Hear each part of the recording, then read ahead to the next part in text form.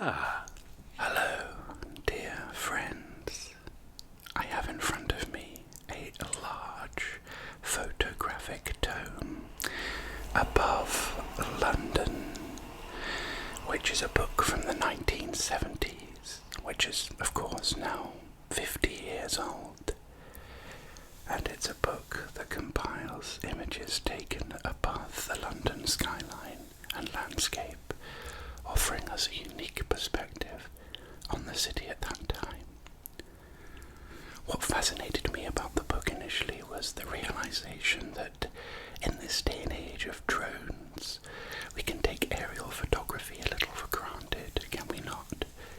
In the 70s, I imagine this book would have offered a wonderful, unique perspective on the city. Of course, you've got a lot more of an involved process, getting in a helicopter, taking images, being able to frame them. A lot of skill likely went in to taking these images. So without much further ado, let us begin. So straight away we have a wonderful comparison between the map of London many years ago and the comparison to the present day at the time of the book having been produced, which, as I mentioned, was in the 70s. So the Cannon Street railway bridge is in the middle here, and London Bridge here is at the right, and at the southern end is where the ancient Southwark Cathedral is snugged. I think Southwark Cathedral, actually. I think it's actually somewhere around here, inside a noose of train tracks here, what we can see here. And already a fascinating insight. It's you can see that now in the 70s we of course don't have the Shard, we don't have the London Eye. We've got, that looks like, of course actually that would be further up. The Shard would be around here, I think. This is of course around London Bridge. And this is what is now the Tate Modern Art Gallery. It was an old factory back in the day, hence the chimney. And now you have all sorts of modern apartments up behind it.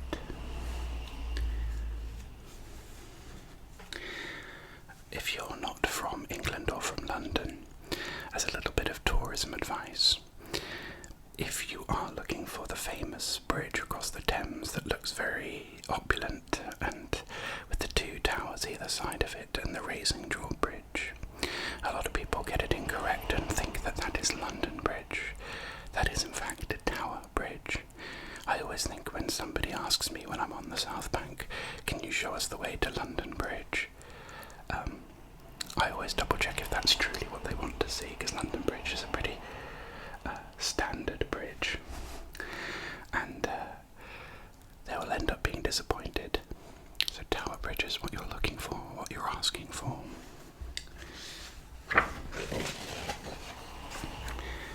Again, some more wonderful side-by-side images here. We've got St James's House here in St James's Park. So, the first palace originally, of course, was built by Henry VIII, and about all that's left of it is the Tudor Gate Tower that faces St James's Street. And you can see it on both pictures, around 8 o'clock ish, around about here, and around about here. So the most interesting discrepancy between the two here is at the far end of the Mall. In 1708, the tree-lined avenue turns left to Garden House Terrace, and this was probably abolished in 1910 here to allow for direct entrance to Trafalgar Square. And it turned the Mall into one of the most, well, the finest finest processional avenues in Europe. So yes, I think what you've got down here is the entrance, the kind of courtyardy area before Buckingham Palace and the Mall. What's interesting is I don't recall it in this day and age having quite so many trees. I don't know, maybe this was taken in the height of bloom, and maybe it is like that in the height of spring or summer. But it's a lot more pedestrianised, I feel. Some of the trees are cut back, I think, along the Mall. But then you've got the wonderful spectre here of the Houses of Parliament rising majestically.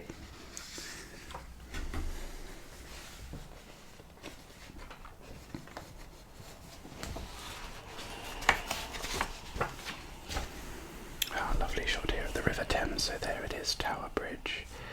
People, if you're asking for the fancy bridge, or asking for Tower Bridge, you don't want to end up here with one of these standard bridges. But this is a bird's eye view of what is now Tower Bridge, printed in 1770.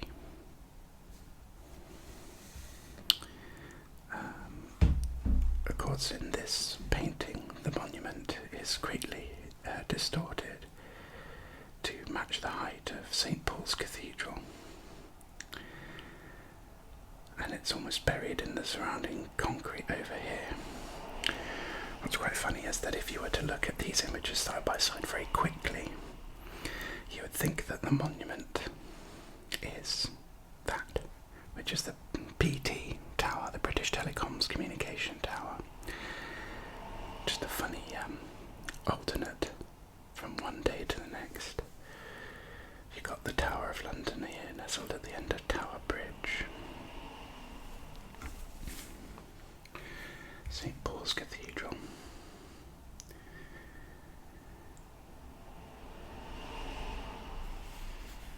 There's one, and of course what isn't there is the Millennium Bridge that now leads across the river here and gives you a wonderful vista, a direct view of St. Paul's Cathedral and the Tate Modern on the other side, so you can see the Tate Modern factory here. Oh, well, it was a factory. This looks like HMS Belfast here, which is a Royal Navy ship that you can visit. I'm always fascinated by this period in time as well, of course, with how busy the river must have been, as the area being a vital trade route or a port of commerce. Whereas today it's mostly pleasure boats and whatnot. This is an interestingly faded image. So there was a lively scientific to-do about the use of balloons for seeing meteorological observations and see how high you could go without becoming asphyxiated. Morbid fascination with pushing our boundaries as human beings. So 4 Frenchmen proved the second point dramatically by getting up to 28,000 feet, from which height only one of them came back alive. And history does not record how long in 1886 2 intrepid English draftsmen, W.L. Wiley and H.W. Brewer, stayed up just to the west of Westminster Abbey to draw in such great detail this view of a great part of the city. It is unlikely anyway that the puffs and swirls of bituminous smoke were put in later as touches of artistic license. In the 1880s, London luxuriated in its smog before the word had been invented as a sign of the energy and prosperity of the First World Port and capital of empire. So it's amazing, isn't it? 2 men stayed up in this position and drew this image. It's absolutely incredible. Glancing at that, the shading on Westminster Abbey here and the Houses of Parliament looks photographic. Absolute incredible skill here. And a very similar view taken. So you can see, of course, here the Houses of Parliament stand again. You've got Westminster Abbey here. Get a nice view of the river twisting and twirling.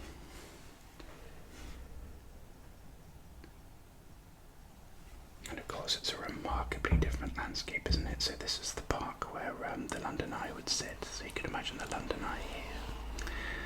Further down here you'd have the Shard. Over here you'd have the Gherkin. You've got Canary Wharf sitting down here at the bend. A completely different skyline over 50 years.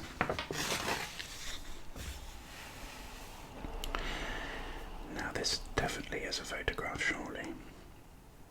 And I'm guessing this is a Second World War, because yes, look, it was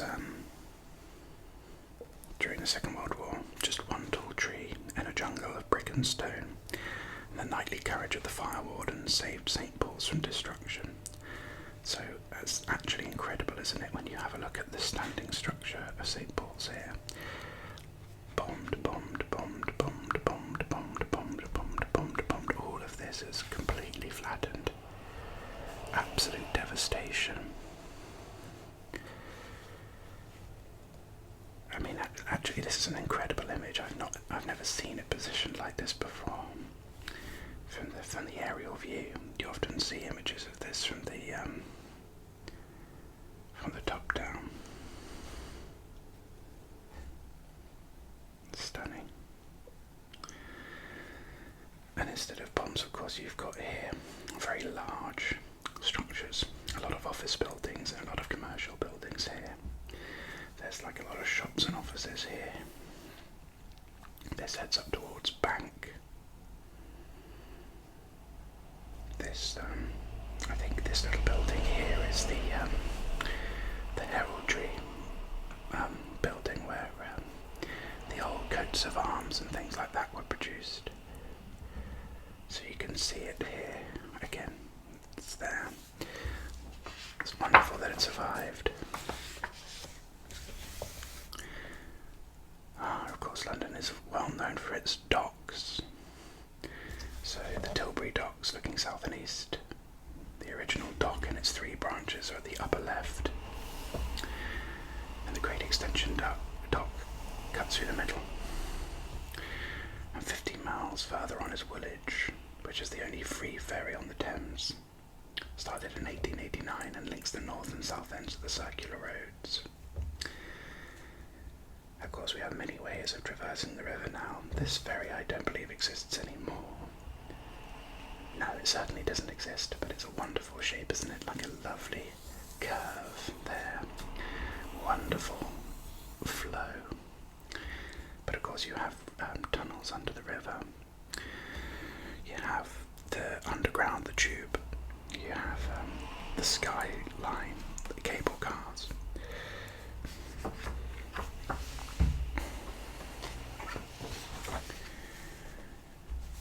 So I don't think you really see much of this anymore. I can't quite picture where this is. I mean, it's a part of the river that actually I'm not too familiar with or haven't personally visited. I can see here though that this is the construction of the Thames Barrier, which is a radical flood device. And it's saying here will be the biggest movable barrier in the world. When it's finished in 1981 or 1982, so it just goes to show how old this book is. But yeah, look at the dry docks, very different landscape to what we see today, and look how remarkably flat it all is. We've got an image here, the flood barrier under construction at night. They're wonderful looking little structures. If you've never seen them before, they're like seashells that reduce flooding. So just west of the barrier on the south bank, there's a riverside wharf and a container ship ready for loading here. If you've ever seen these and wondered what they are, they're gas containers. So they, in this day and age, if they still exist, they don't have the actual gas holders in the middle. They've just got the frames around them. I believe you can still see some particularly in the East End of London. I know for a fact there is one next to Broadway Market and London Fields, which is just near, in between Dalston and Homerton, Shoreditch, sorry. Now I live quite near to here now, yes look, Lee Valley, and it's close to Epping Forest, which is where I live. And it's being developed as a protected recreation area. And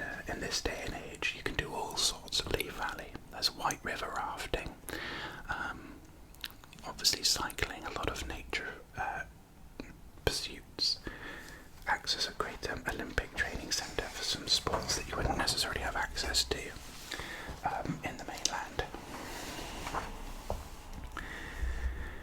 And here is something that I don't often associate with London much these days, huge plains of green, but here we have, in the late afternoon, the popular fairways of this golf course near Epping Forest look less like London and more like the romantic backdrop to an Italian Renaissance portrait.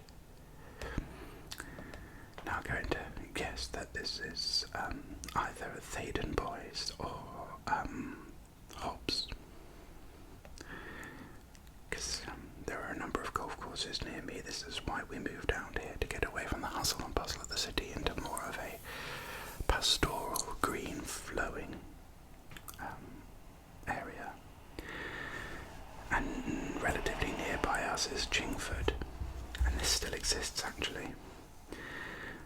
Squeaky clean and a home gardener's paradise. That is absolutely hilarious. If you saw Chingford today, it absolutely would never ever in your wildest dreams be considered squeaky clean and a home gardener's paradise. But this still exists, this reservoir, the waterworks. I sometimes used to play on Hackney Marsh, play football. The specified area here is an astonishing oasis of greenery in the encroaching suburbs, 940-acre piece of grassland. And it provides more lavishly than any other part of the United Kingdom for the practice of a single sport. There are 110 football pitches, or it says here soccer pitches.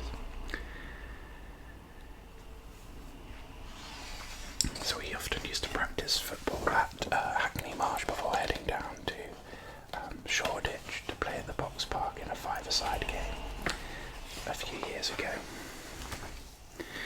Now this image greeted us on the front cover, and this is one of my favourite parts of London. This is the Royal Naval College at Greenwich. Now you may have seen this used as the backdrop for many movies, TV programmes. It's just a beautifully symmetrical, curated building. You have the River Thames here, it runs along the river. You have the Naval College buildings. Up here you have the Royal Observatory, which again is an absolutely stunning building. And this is, I suppose, the point where time passes, the Greenwich Meridian line, so GMT, which was originally the world kind of zero, the baseline standard of time, runs through here, longitudinally and latitudinally. I've got some very fond memories of this location. So in the summer, they'll often have music performances, concerts, and they set up a stage here. So you can all sit here, and there are stools running up along here, and you can relax out here. They have laser shows, light shows, and wonderful spectacles going on at night at certain points of the year back here. Here's another angle of it, and you have the Cutty Sark here, which is well preserved.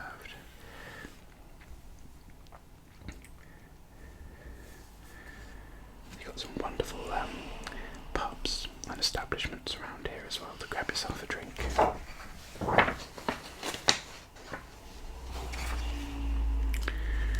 Greenwich Park, which looks a bit parched here, doesn't it, in the summer heat.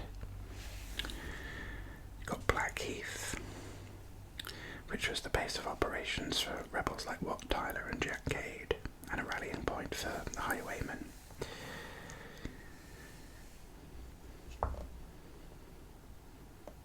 To put an end to a thriving Anglo-American controversy, it can be categorically said that the oldest golf club in the world, the Blackheath Golf Club, was founded here in 1608, but later it moved to Eltham in Kent.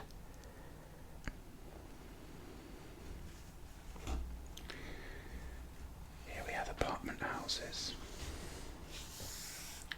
moored up against the river. I'm familiar with this building here. I've definitely been around here before and seen these buildings here. Double Diamond beer sign is affixed to the grapes, generally supposed to be the original Six Jolly Fellowship Porters, the inn in the same novel of Our Mutual Friend by Charles Dickens. I think I have been to the Grapes.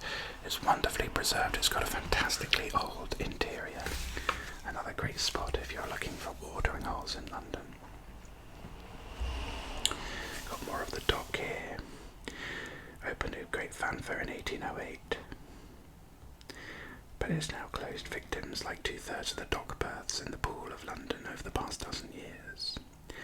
And the radical change from conventional cargo to containers.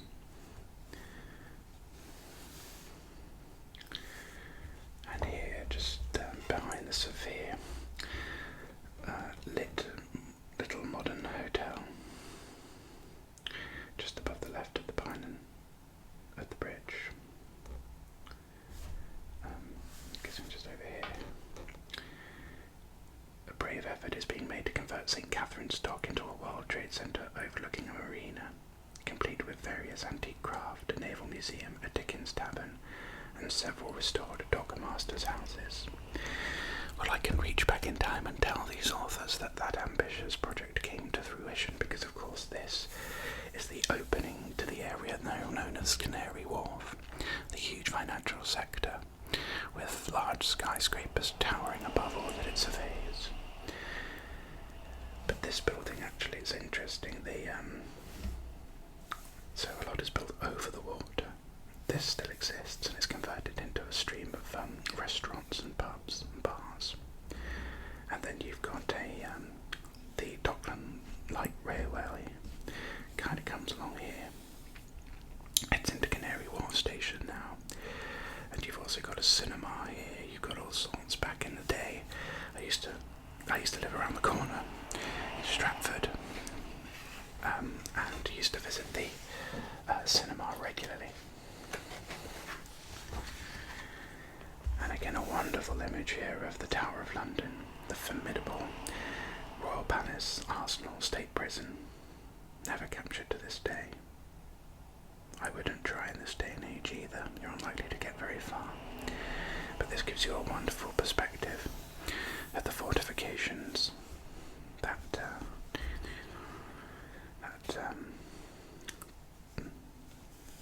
five-pointed shape. 1, 2, 3, 4, 5. Yes. This, of course, played host to a very moving Remembrance Day tribute as well a few years ago. Wonderful glass poppies, just absolutely filling the moat area, and every night the names of the fallen read out. Very moving. So this was taken at the end of a golden summer's day, but by a trick of the light we can see the river as it truly appeared too often in the dark and smoggy days before the city from the late 50s. There was the burning of soft coal and other smoky fuels, which transformed the legendary fog city into one of the cleanest modern metropolises. There was a major disaster when the smog got so bad in the 50s. I think it's immortalised in the Netflix series The Crown. One of the episodes shows the severity of the fog and the smog. You could barely see an inch in front of your face. So the Tower Bridge is a very rare piece of late Victorian Gothic, put up in 1894, 3 years after London's first telephone link with Paris.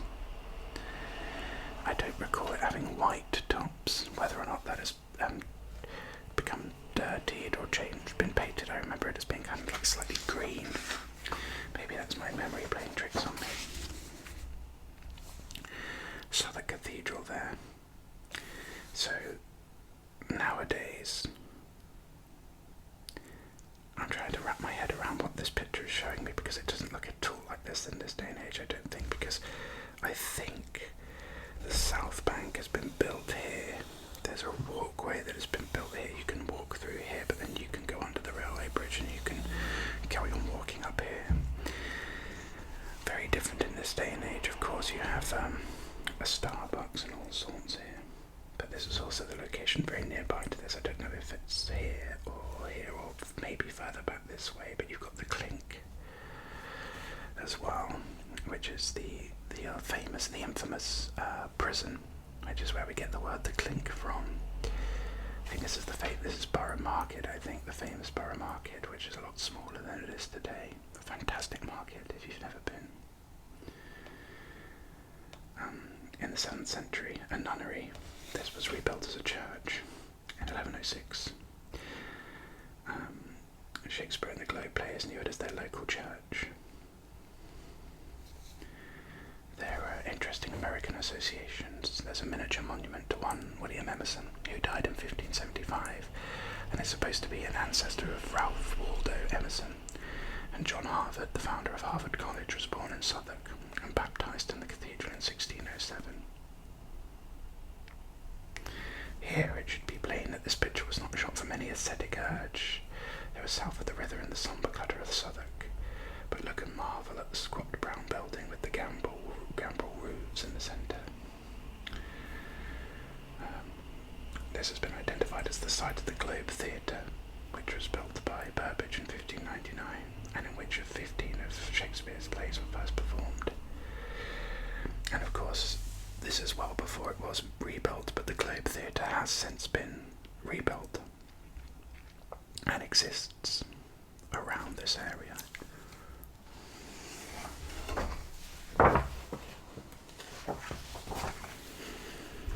Now this is very familiar, this London image is very familiar to what it still is today. Very built up, very squashed in, not necessarily high, but very tightly compacted. Only an obsessed financier or the most unflagging tourist would want to go poking for long through the stone and concrete jungle of the city. It's an interesting observation in the 70s, isn't it? You've got the Bank of England right in the centre. There it is. You've got bank here, which you can see when you come down this street here. You can go onto Liverpool Street up here, down to the river this way.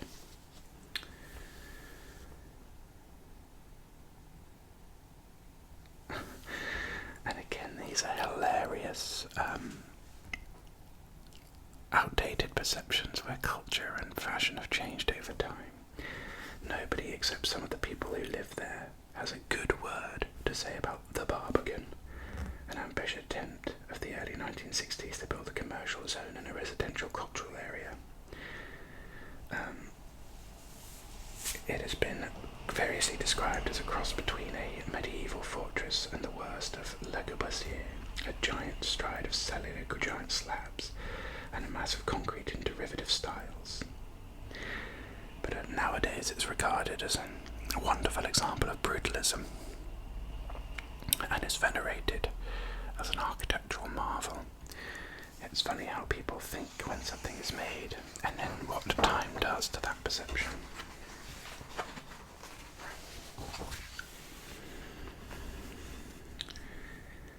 So hemmed in by the Cromwell and Shakespeare skyscrapers of the Barbican are two old relics of London life and a new museum. And this is where one of the few places where Londoners can be grateful for the Blitz. The sunken gardens now exposed the level of the Roman level of the city wall. So you can still see that today. I think up here, yeah, you've got part of the original Roman fortifications of Londinium have been exposed around here. And this is one of the central markets at Smithfields, rebuilt in 1886. Famous meat market. You can go here at 4 AM in the morning, pick up your meat at wholesale, particularly if you're a butcher or whatnot. And you've got up here the St. Bartholomew's Hospital. It was probably one of the first free hospitals in England, and now the most famous medical school in the British Isles. We've got some more wonderful images of St. Paul's Cathedral here, lit up at night. I mean, what a wonderful lasting legacy. Of course, Christopher Wren designed it to be a jewel in the centre of the crown of London, and it's definitely lived up to that billing. You've got Blackfriars Bridge up here, and you've got 4 ships. You've got the Discovery here, which was Captain Scott's polar research ship, the Wellington, the Chrysanthemum, and the President.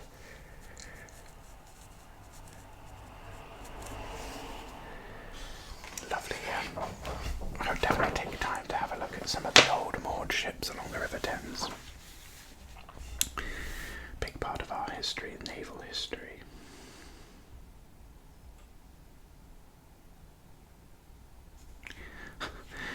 This is written in such a conservative way. After almost a century of a yearning, controversy and withering comparisons with the cultural enlightenment of Europe, the British intelligentsia got, in 1976, what it had hoped for so long been pleading for, a national theatre. So this is the hub of English theatrics, theatre, the National Theatre. Again, another wonderful brutalist structure. And actually, again, it goes to show that the South Bank did not exist at this time, because you've got this walkway here, and it just stops. So in this day and age, this carries on. You can walk all the way along the riverbank on the South Bank. It was interesting, I didn't realise how relatively new the South Bank was. I've always taken it for granted that it's always been there. But it must have actually been quite tricky to navigate and explore the riverside of London if you had to keep going in and going back out, going back out, going back in. Here you've got Embankment, the north side of the river. You've got some wonderful buildings here. The Inns of Court. 2 of them are out of sight. But north of the Strand up here, there are the middle and inner temples and their gardens.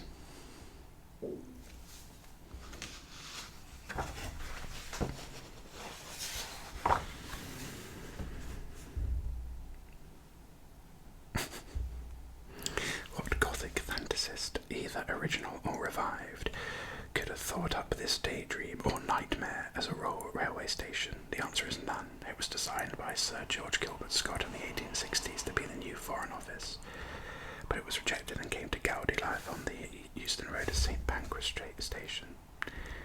Now this has gone over a period of great renovation. There's a huge amount of new developments around here. I think Google call their UK headquarters home around here. The station itself was greatly cleaned up, so it now looks like it's brand new, but it looks very dirty and smoggy here. But I'm just very fascinated in what the aesthetic sensibilities of this author are.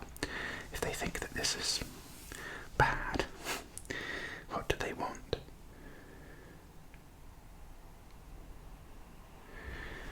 It looks like they want something like this, a pretty generic 70s city. This picture, taken in the long twilight of a fine early autumn day, was frankly enjoyed for itself, for the mellow light that softens the harsh agglomerations of styles and isolates one building, the skyscraper here, which would not be unworthy of a home in Dallas, Houston, or Atlanta. I am getting some American leanings from the writing. The BT Tower, which hadn't taken this at this time, so it was actually known as the Post Office Tower. I didn't know that it was the Post Office Tower. It's now the BT Tower, designed for television and radio telephony, and finished in '65. And its appeal for the tourist lies in a revolving restaurant at the top. So here you've got over here the point of this picture is not the bottom corner view of the roofs of the National Gallery and the National Portrait Gallery. That's them there. That's St Martin in the Fields.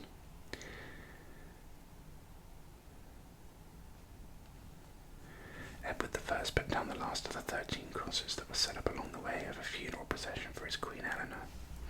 Here, Charing Cross is regarded, if not as Dr. Johnson's full tide of human existence, as the central point of London from which all distances are measured. This is Charing Cross Station here.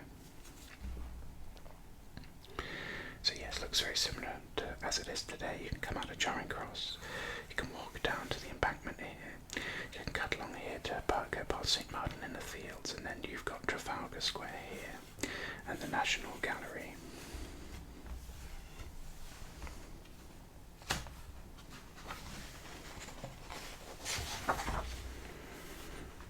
Another shot of the Houses of Parliament. What's interesting from these images is just how dirty all the buildings are.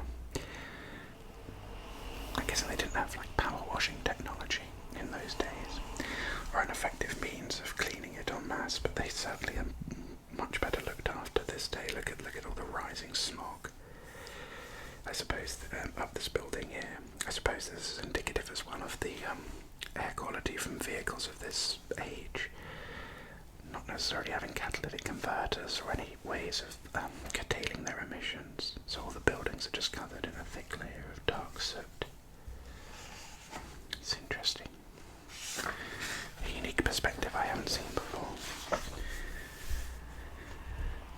So as W.S. Gilbert immortalised the head of the London Fire Brigade in Iolanthe, so the Houses of Parliament have kept green the memory of a first Commissioner of Works, Sir Benjamin Hall, who was responsible for hanging Big Ben, a 13.5-ton bell on which the hours are struck in the famous clock tower.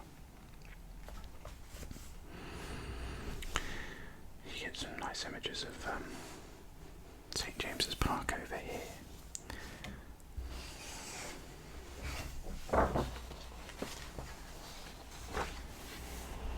This is a lovely image. Lambeth Palace, near Lambeth Bridge. And this appears on one of the earliest medieval maps as the home of the Archbishop of Canterbury. So we're into the south and west of the city now. Look at this smoggy monstrosity. So we've got Battersea Power Station. And it's close to the reclaimed marshland that made Battersea Park. Blew up a storm of protest while it was being built in the early 1930s. But since it was designed by Sir Giles Gilbert Scott, a famous ecclesiastical architect, the aesthetes retired in bafflement, and the general public came to take it as a lovable monster. And this day and age has been converted into apartments and commercial units, because of course it has. But you can see all of the power-related infrastructure around it.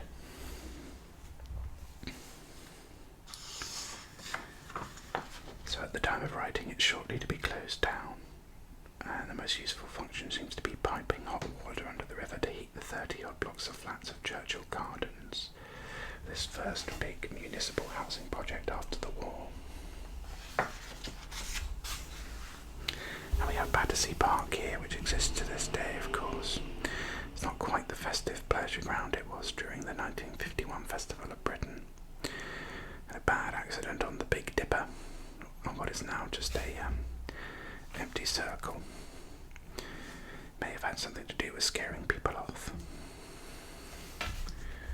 But linking the embankment and the eastern end of Battersea Park is Chelsea Bridge. Lovely old bridge, that one, and it looks wonderful at night as well. You've got Chelsea Hospital, the home of the Chelsea pensioners, which is a hospital for old and disabled soldiers. And they often wear their scarlet coats in summer and dark blue ones in winter, resplendent in their medals.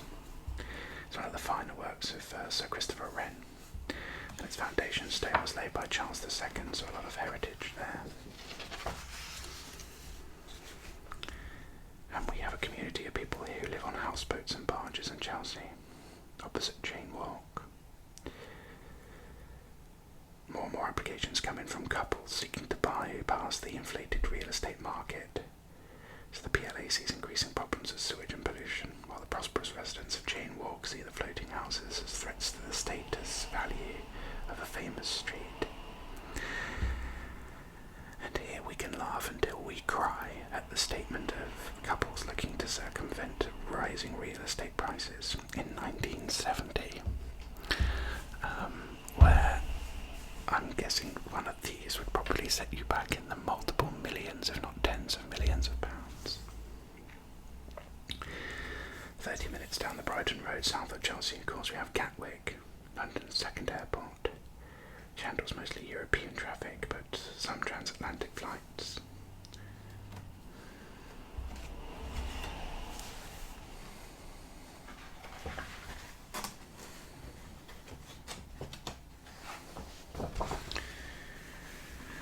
This is a lovely little memorial here, the Albert Memorial, designed and conceded by its architect Sir George Gilbert Scott to be my masterpiece.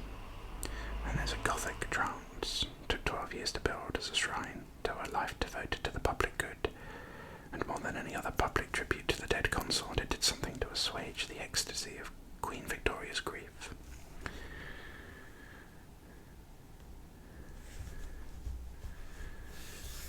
Kensington Palace. It's on the edge of Kensington Gardens.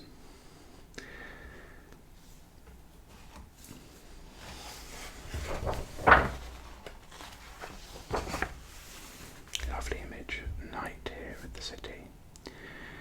But again, quite sparse, isn't it? You'd imagine what the city looks like at night now in the 2000s and 20s, and it would be a gaudy explosion of lights. We've got the lordly district of Belgravia here. Belgravia Square, almost in relation to almost any other part of London, was immortalised by W.S. Gilbert in a satirical quatrain that invents the usual folk wisdom about the honesty of the poor. Hearts just as brave and fair may beat in Belgrave Square as in the lowly air of Seven Dials. And when he wrote that, Belgrave Square hosted 3 dukes and a glitter of peers and baronets. Oh,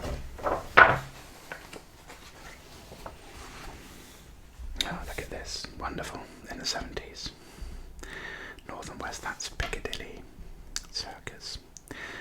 Now, look at that. That is a few neon advertising hoardings, but today it's an OLED screen monster. And I'm just taken aback by how dark this all is. How this day and age, how much light has just seeped into the night. And just makes the night landscape look completely different, right? We've got the long curve here of Regent Street, part of London I know very well.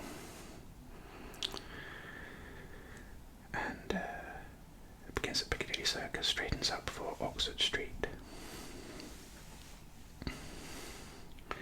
Up at Regent Street here winds past Noah's All Souls Church. This is the BBC building. Now that bit still exists, but you've got a huge modern structure here. You've got the Langham Hotel over here, which is a lovely hotel. I think a lot of celebrities stay there if they're doing anything BBC related or Premier related down the road at Leicester Square. My dad used to work just over here, so I was able to walk down from up here when I used to go to a drama school in Swiss Cottage, and you could walk down from the northwest of London down through Primrose Hill, Regent's Park, Marylebone, and then down here. And it was about a 30-40 minute walk, but I could visit my dad when he was working in this office just over here.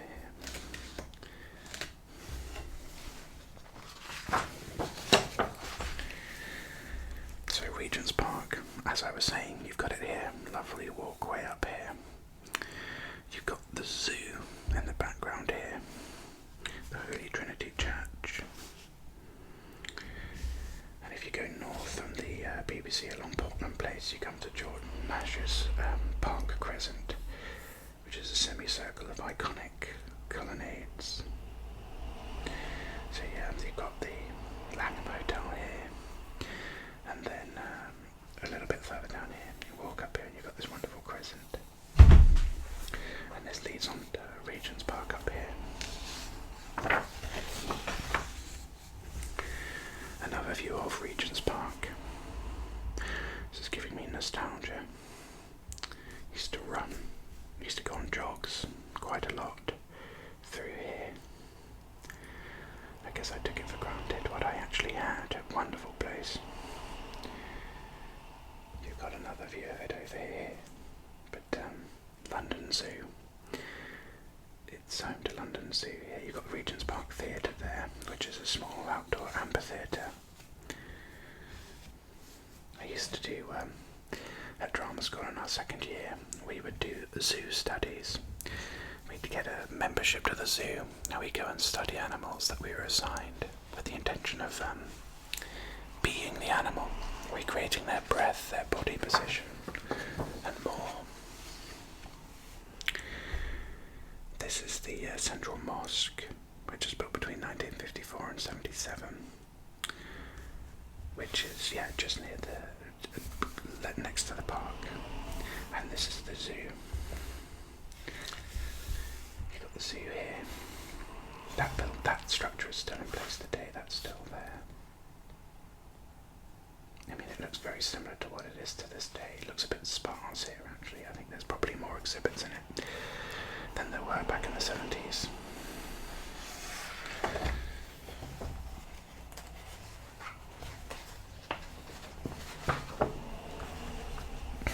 Of course, we've got the Mall here, the end of the Mall, the wonderful gateway, and Trafalgar Square, taken from a very high up point. You've got Nelson's column there, the lions at the base of the column, of course. Over here, you've got a close-up of it.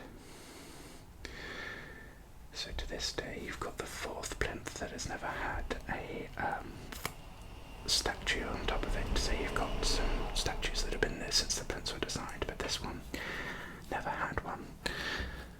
So as part of an arts project, there's a kind of constant rotation of statues that take the fourth plinth. I think David Beckham was on it once. But it's interesting to learn about the history of certain individuals who you might not have heard of otherwise. This image encompassed the whole of Mayfair, which is the most regarded as the most socially chic district of London. Yes, when it's chic, I suppose it's to-do and wealthy. And in the 1880s, there was an architectural fashion for what better came known as Pont Street Dutch, a domestic style in red brick with decorated gables that ran riot over Mayfair.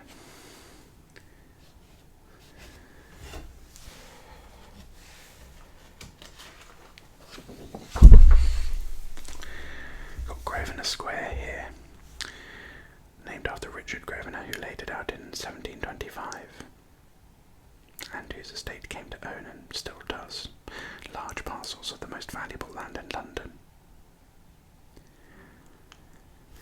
And over from the edge of Grosvenor Square, we got North Audley Street. We got running down here, we got into Oxford Street here. You've got Selfridges in the southwest corner here, with its long cliff of columns.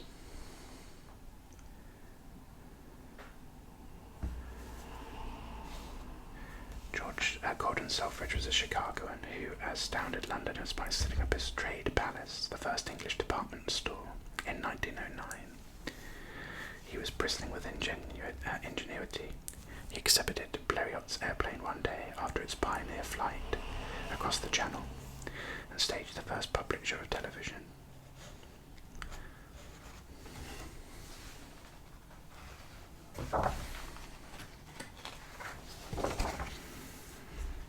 The most famous historical vestige of old Mayfair is, of course, the stone-faced mansion at Hyde Park Corner, overshadowed by a new hotel here on an island in Piccadilly, and by the towering London Hilton. Hyde Park Corner, of course, is quite famous for Speaker's Corner as well, which is a part of the park which is reserved for anybody who wishes to get on their soapbox and announce whatever they want to announce, their viewpoint, their perspective, their opinion. You've got more of Hyde Park here in Marble Arch. I once ran the Royal Parks half marathon that started here. It was a wonderful half marathon. I entered again, but unfortunately injured myself during training, and I'm not it's me being lazy. I can be in a fit state if I try, but I'd love to do it again one day. And beyond Wembley, there's a hill that rises 200 feet above the surrounding plain of suburbia, called Harrow on the Hill. And nestling at the top is the parish church. Other buildings, mostly Victorian, of the second most famous public school in England, Harrow. You've got the Kensal Green Cemetery here, which is north and west of the city, lying between the Harrow Road and the railway tracks. Probably the most extraordinary congregation of the dead in Europe. Hugely compacted, isn't it? The London dead were buried in open fields up until the 19th century, and as the gravestones were uprooted and piled along fences, turned into picnic grounds, but the stench alone provoked a royal commission and the subsequent laying out of commercial public cemeteries. That's hideous, isn't it? That, yeah, you had people buried in mass graves that people then used as recreation areas. That's grim. Hampstead. This wasn't too far from where I used to live as well when I went to drama school. I could walk up to Hampstead quite quickly, but it's beautiful. In the Heath, it's the most largest and jealously preserved of the Londoners' public paths. Got Kenwood House, a mansion by Robert Adam built for George III's Lord Chief Justice. And on a brilliant bank holiday, it's possible for my helicopter to spot by the ponds one of two hideaway lawns, one for males, one for females, on which other office workers and other escapists are allowed to sunbathe in the nude if they are discreet and so disposed. Very 70s. But this is, you can see lots of people in the pond here, where you could go publicly swimming. And you still can to this day.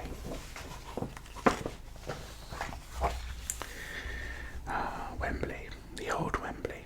So Wembley doesn't exist anymore. You have these two towers of Wembley preserved. But nowadays, of course, it's a new structure with the huge arch over the top of it. Festivals. This is quite iconic, isn't it?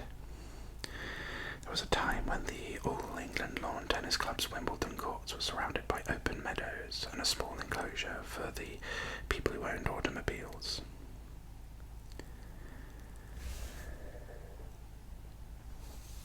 There's Centre Court, taken in all its glory there. When you watch it on the telly, I remember not really understanding or appreciating the complex nature of Wimbledon. It all looks like their little tennis courts in isolation, doesn't it? We've got the Henley Regatta here, which has taken place in early July, ever since 1839. 70 years ago, it was called the Mecca of English boating, and it's become the supreme international rowing event. Again, just looks so sparse, doesn't it? It looks so quaint and town-like, and it's just all hugely built up now, just even over a period of 50 years. Ascot Week, which is run at Ascot Heath, which is 5 miles southwest of Windsor. And here on Gold Cup Day, the royal family is seen arriving on the grounds. The royals entering in a very royal fashion, and the royal procession winds through the gates of the enclosure as hundreds of ordinary people crowd around the fence.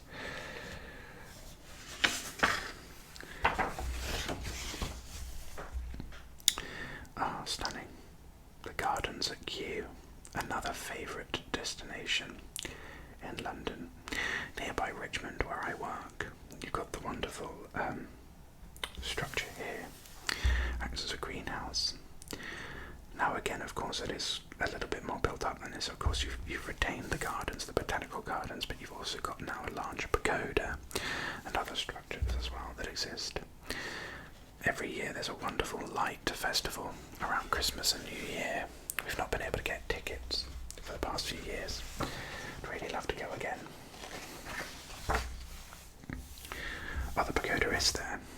So I thought the pagoda was new.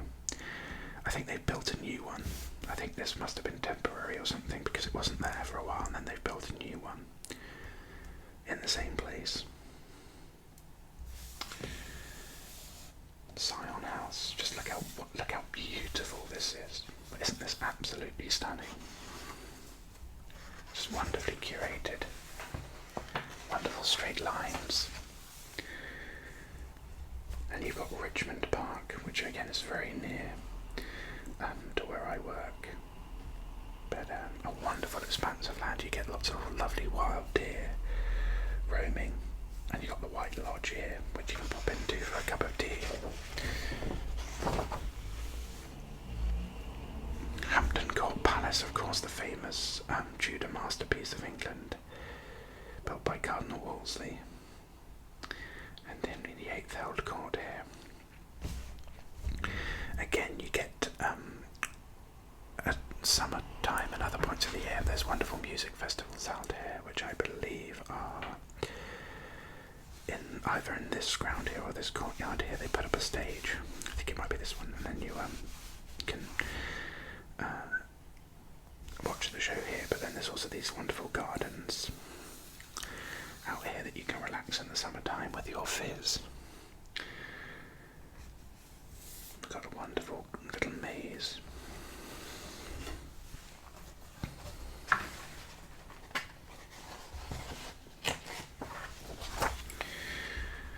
And we've got at Centrury here, the farthest point from the estuary at which water is taken, and a vivid reminder that it was the ancient Romans who invented what is, to this day, the fundamental working system, where water is taken from the river, pumped into reservoirs, and sinks by gravity through coarse sand into filter beds. I didn't know that that was a Roman design. And in a maze of tributaries and reservoirs, we've got Thorpe Park here, now being developed as a leisure park, a river playground, with racetrack, artificial beach, model airplanes and sports fields. Well, it didn't become that in the end, guys. Thorpe Park, of course, became a huge theme park, one of the biggest theme parks in the country. White knuckle rides, roller coasters and whatnot. This is, of course, very famous. Well, first of all, we've got Cooper's Hill here, which is a wonderful memorial to 20,000 men and women of the Commonwealth Air Forces who lost their lives in the Second World War and have no known graves. And here we've got Windsor Castle, the best preserved castle in the country, and of course a home of the royal family. You will have seen it as the backdrop for a royal funeral or wedding. Wonderful gardens. It's a fantastic place to visit. Of course, stems back to William the Conqueror, which of course has vanished, but Henry III had established the construction of this. Then you've got Windsor Castle, 1 mile in circumference, and the so-called home park of over 600 acres. Wonderful vista there. And deep in the woods of Windsor Great Park is Virginia Water, an artificial lake created by the Duke of Cumberland.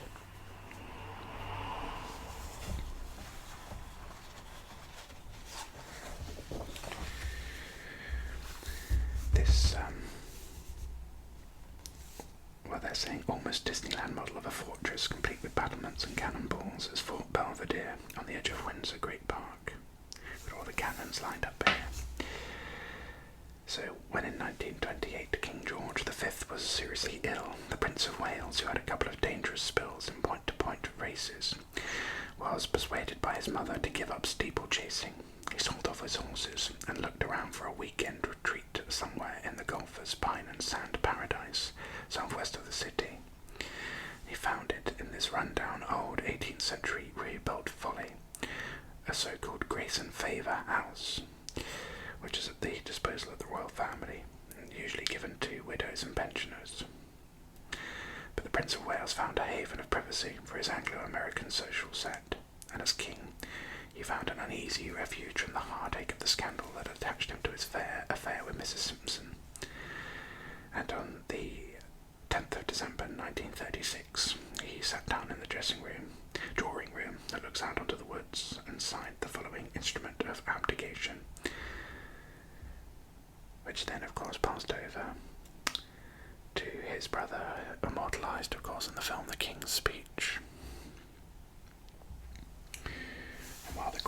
provides the raising escort to her prize herd of Guernsey cattle, stroll the noonday sun in an adjoining meadow.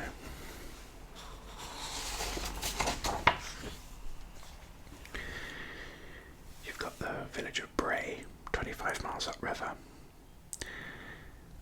Does a brisk summertime business with boating parties, anglers and weekend lovers of pleasure. Lovely. And we've got the bridge at Amerden Ponds here. It's said to be the first railway bridge across the Thames. It's like something you get on a chocolate box, isn't it? Wonderful.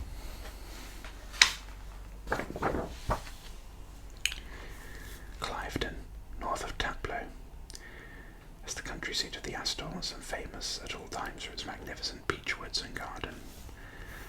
Wonderful gardens there, isn't it? We're getting into very stately home territory here. We've gone well outside of London now and are enjoying the surrounding pastoral grounds and stately homes. We've got Cockham Weir and Marlow here. This might be what you traditionally or quintessentially associate with what a lot of England is like, these quaint riverside towns. That's not to say a lot of them don't still look like this, but there may be a reduction in the amount of green that you're expecting. And we've got the Loch and Weir here at Marlow. If you've never seen one of these before, the way it works is you've got different water levels on each side. So when you're boating in at this angle, you go into the loch and it fills up with water, almost like an elevator system, and then opens the other side for you to continue your journey, and vice versa. Over here we've got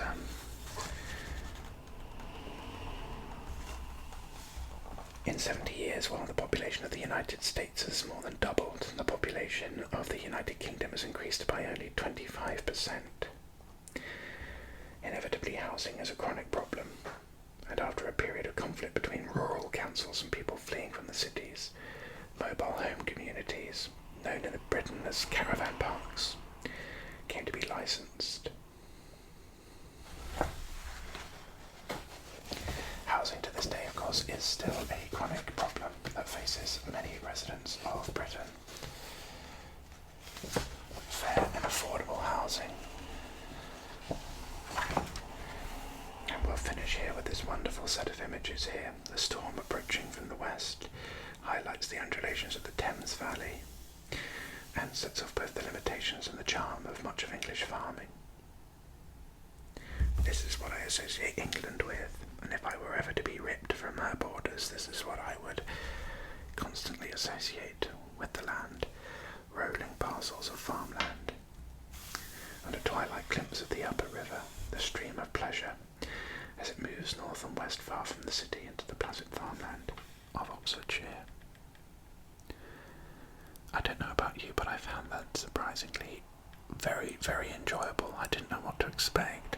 I thought I'd be looking at some outdated photos and just seeing what I could see and narrate what I could narrate, but actually it ended up being truly fascinating. An exploration of the city and beyond from a wonderful view and with some very interesting contemporary narration of the day. Interesting to hear the viewpoints of the author from the 70s. Thank you so much for joining me on this exploration of the city of London in 1970. I look forward to having you join me next time. But until then, goodbye.